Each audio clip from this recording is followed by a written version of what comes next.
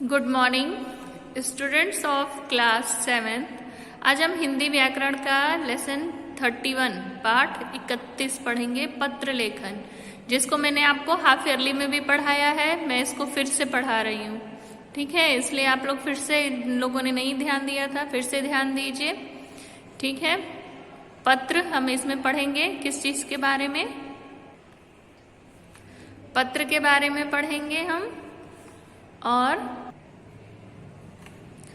पत्र लेखन के समय ध्यान देने योग्य बातें देखेंगे, कौन कौन सी होती हैं।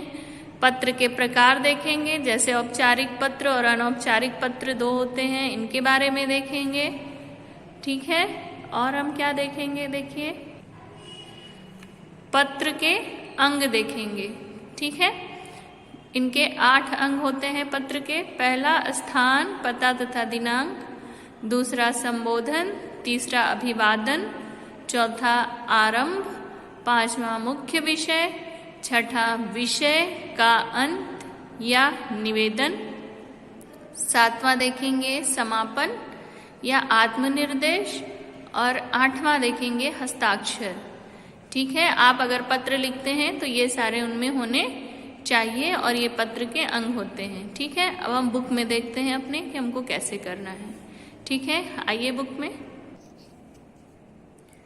पत्र लेखन एक ऐसी कला है जिसके माध्यम से हम अपने दूरस्थ सगे संबंधियों, इष्ट मित्रों आदि से समय समय पर बात कर सकते हैं, उनके सुख दुख और अन्य समाचारों को जान सकते हैं तथा अपने समाचारों से उन्हें अवगत करा सकते हैं।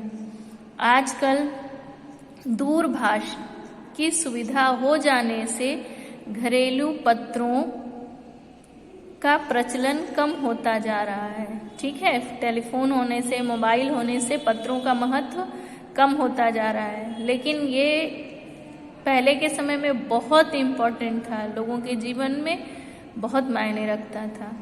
फिर भी हस्तलिखित होने के कारण पत्र से जिस स्थायी आत्मीयता की अनुभूति होती है वह दूरभाष में नहीं मिल सकती। दूरभाष पर लोग आवाज़ बदलकर भी बात कर लेते हैं, बात कहकर भी बदल जाते हैं, किंतु पत्र एक लिखित दस्तावेज है। उसे आत्मीय लोग बार बार पढ़ते हैं और उसकी अनुभूतियों से सराबोर होते रहते हैं। पत्र लेखन में हमें कुछ बातों का ध्यान रखना चाहिए। कौन कौन सी बातें हैं ये देख लेते हैं पत्र लिखते समय। पहली बात है, पत्र में अपनी बात संक्षेप में तथा सरल सुबोध भाषा में लिखनी चाहिए। दूसरा है, पत्र में लेखक को अपना पता, दिनांक ठीक ढंग से लिखना चाहिए, ठीक है। पत्र जिसे लिखा जाए उसके अनुसार संबोधन आदि का प्रयोग किया जाए। पत्र का विषय स्पष्ट होना चाहिए, वाक्य छोटे छोटे एवं आकर्षक हों। पत्र में संबंधों के अनुसार विनम्रता और शिष्टाचार की झलक मिलनी चाहिए, ठीक है। इन बातों का हम जब पत्र लिखेंगे तो ध्यान देंगे। पत्र के प्रकार 2 प्रकार होते हैं। अगर प्रश्न आता है कि पत्र के कितने प्रकार होते हैं, अगर कभी भी कोई पूछता है तो आप बताएंगे 2 प्रकार, औपचारिक पत्र और अनौपचारिक पत्र, फॉर्मल लेटर, इनफॉर्मल लेटर, ठीक है। हम देखते हैं औपचारिक पत्र। पत्र प्रेषक और प्राप्तकर्ता के बीच जब व्यक्तिगत या पारिवारिक संबंध न होकर, कैसा संबंध हो, व्यापारिक और कार्यालयी संबंध होता है, तो उनके बीच लिखे गए पत्र को क्या कहते हैं? औपचारिक पत्र कहते हैं। किसी विभाग के अधिकारी, प्रधानाचार्य, पुस्तक विक्रेता, जिलाधिकारी, स्वास्थ्य अधिकारी आदि को लिखा जाने वाला पत्र कौन सा होता है? औपचारिक पत्र, ठीक है। ऐसे समझिए कि आप जो पत्र मुझे लिखेंगे, आपको छुट्टी चाहिए, आप बीमार हैं, तो वो कौन सा हो गया? औपचारिक पत्र हो गया। अब अनौपचारिक पत्र देखते हैं। अनौपचारिक पत्र अपने सगे संबंधियों अर्थात माता पिता, भाई बहन, चाचा चाची, मित्रों आदि को लिखे जाते हैं, ठीक है, अब तो स्पष्ट हो गया होगा। ठीक है, इस प्रकार से इनको क्या कहते हैं? औपचारिक पत्र कहते हैं। पत्र के 8 अंग होते हैं। ठीक है, देख लीजिए। पहला स्थान, पता तथा दिनांक। पत्र में दाईं ओर, ठीक है, पत्र लिखने वाले का पता तथा दिनांक होना चाहिए। संबोधन पत्र के बाईं ओर किधर होना चाहिए? इससे भी नंबर कटते हैं एग्जाम में कि दाईं ओर का है तो दाईं ओर ही लिखना है, बाईं ओर का है तो बाईं ओर। ठीक है, बाईं ओर पत्र लिखा जाए उससे संबंध में के अनुसार जैसे प्रिय, पूज्य, श्रीमान आदि का प्रयोग करना चाहिए। अभिवादन में संबंध के अनुसार नमस्ते, प्रणाम, चरण स्पर्श, शुभ आशीर्वाद आदि लिखना चाहिए। ठीक है, आरंभ पत्र के लिखने का हेतु। ठीक है, मुख्य विषय, पत्र की मुख्य बातों को स्पष्टता पूर्वक उल्लेख करें। विषय का अंत या निवेद, अंत पत्र के प्रकार के अनुसार लिखा जाए। औपचारिक पत्र में विषय के अनुसार निवेदन और अनौपचारिक पत्र में परिवार के अन्य सदस्यों के प्रति उचित अभिवादन होना चाहिए। ठीक है, समापन या आत्मनिर्देश, जिसे पत्र लिखा जा रहा है उसके साथ अपने संबंधों का बोध करवाने वाला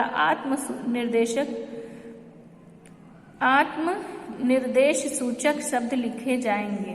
ठीक है, जैसे आपका शुभचिंतक, आपका आज्ञाकारी शिष्य या तुम्हारा मित्र।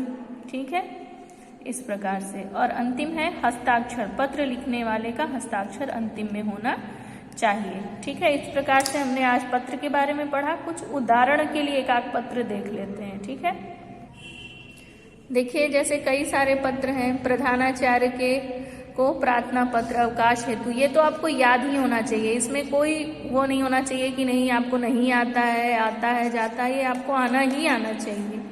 शुल्क मुक्ति के लिए प्रार्थना पत्र, ये भी आना चाहिए, लगभग वैसे ही है। ठीक है, ये भी आपको आना चाहिए बिल्कुल कि फीस माफ करने के लिए।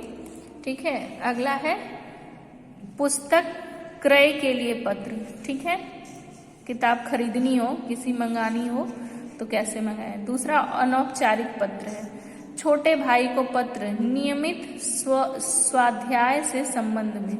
ठीक है, ये आप कौन सा हो गया? ये अनौपचारिक पत्र हो गया। ठीक है, अगला है बड़े भाई को पत्र, नियमित स्वाध्याय से संबंध में।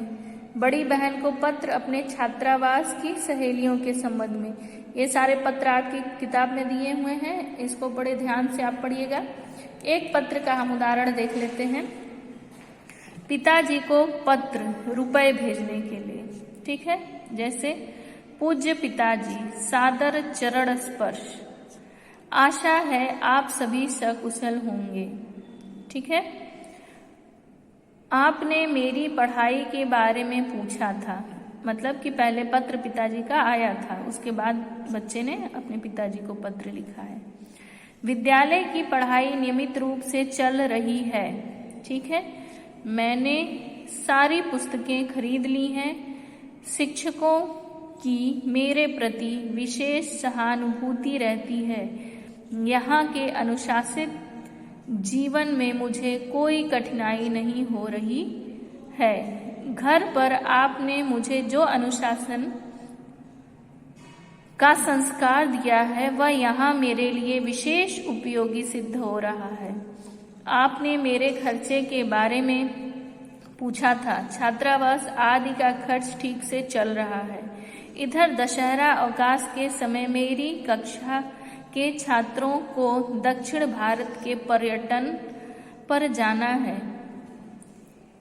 इस अतिरिक्त व्यय के लिए 3000 रुपये भेजने की कृपा करें।